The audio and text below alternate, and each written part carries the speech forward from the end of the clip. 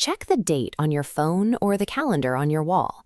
We accept that number as a mathematical certainty, an unbreakable chain of days stretching back to year zero. The phantom time hypothesis suggests this timeline is a lie.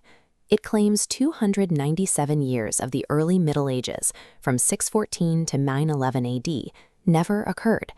If those centuries were fabricated, the current year is a fiction. We are technically still in the early 1700s. A forgery of this magnitude reveals the vulnerability of our dating systems.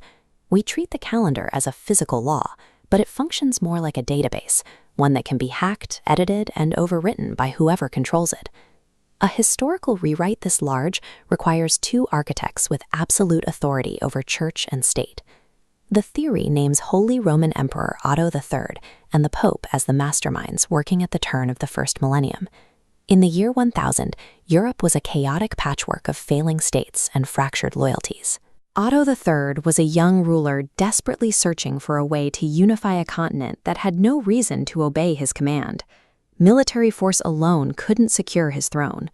Otto needed a divine mandate and an ancient heroic legacy to justify his absolute power, so he and the Vatican set out to manufacture one. This brand of ruthless statecraft was later codified by Niccolò Machiavelli. He stripped away the morality of governing to reveal the cold, hard mechanics of political manipulation. In The Prince, Machiavelli observed that a ruler who seizes a new state must immediately lay massive foundations to support their power. If those foundations didn't exist before they took the throne, they must be fabricated afterward to prevent the state from collapsing. He also noted how easily a narrative can take root, writing, "He who seeks to deceive will always find someone who will allow himself to be deceived." 5 centuries before Machiavelli put pen to paper, Otto III was already executing this playbook. He faced the exact problem described in The Prince, a new ruler in a fragile state, needing a massive, manufactured myth to ground his authority. That myth was Charlemagne.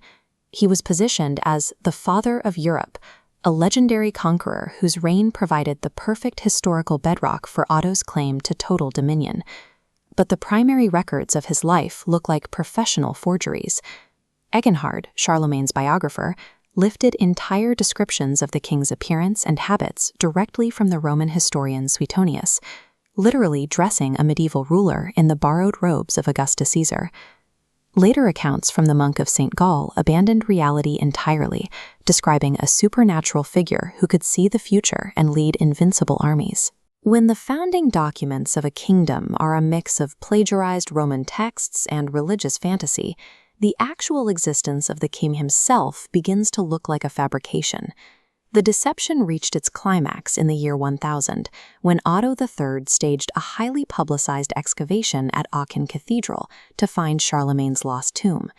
The discovery was impossibly perfect. Witnesses claimed to find Charlemagne sitting upright on a golden throne, uncorrupted by time, wearing his crown and clutching a golden scepter as if he were merely waiting for Otto to arrive. This piece of political theater provided the physical evidence Otto needed to authorize a total recalibration of the timeline, locking the European calendar into the year 1000 and burying the missing centuries forever. Today, modern historians universally reject the phantom time hypothesis. It remains a fringe theory that fails under the weight of global evidence. Islamic and Chinese astronomical records from this era align perfectly with the Western timeline, and carbon dating confirms that the physical structures from the 7th and 8th centuries are exactly as old as the traditional calendar suggests. But the theory's factual errors don't change the underlying reality. The European record was messy and manipulated enough to make a 300-year forgery seem plausible. Machiavelli warned leaders like Pope Alexander VI survived by perfecting deception, using overwhelming grandeur and manufactured tradition to silence doubt about their authority. History operates as a malleable narrative, drafted and revised by whoever holds the institutional power to enforce their version of events. Beyond the factual errors of the theory lies a sobering precedent.